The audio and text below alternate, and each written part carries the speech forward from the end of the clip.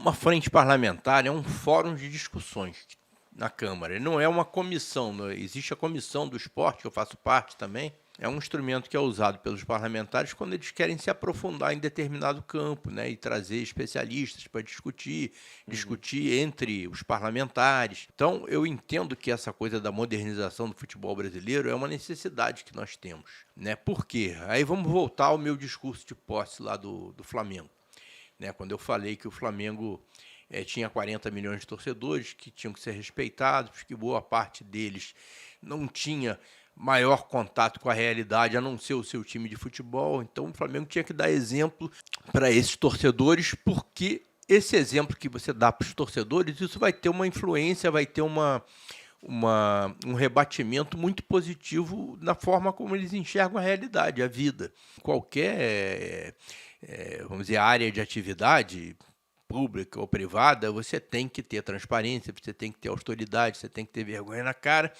né? E o futebol serve como exemplo.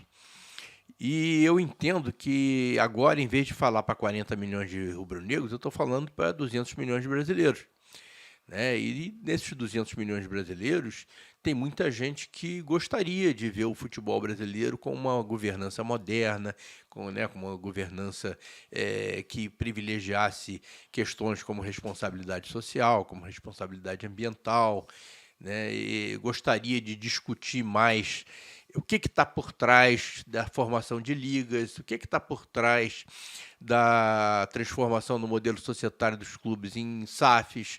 Tudo isso precisa ser discutido, né? E na Câmara estão os representantes da população. Então, isso que eu gostaria de levar para ser discutido, e amanhã isso pode se refletir num projeto de lei, pode se refletir numa mudança legislativa, ou não, mas pelo menos só você dar transparência, você estabelecer um fórum de discussões que esteja acessível a todo mundo, né? Isso é uma coisa que pode ser extremamente produtiva para a população como um todo. Então, a aposta na frente é isso, né? Vamos discutir violência nos estádios, né? Vamos discutir o que você imaginar que puder ser considerado um fator relevante para a modernização da governança do futebol brasileiro. Democratização do voto nos clubes, voto à distância, o que é importante, né, para você tornar os clubes cada vez mais democráticos, o que é importante para tornar as federações, a confederação de futebol cada vez mais democrática, representativa do seu torcedor, né? Como é que você pode fazer para que os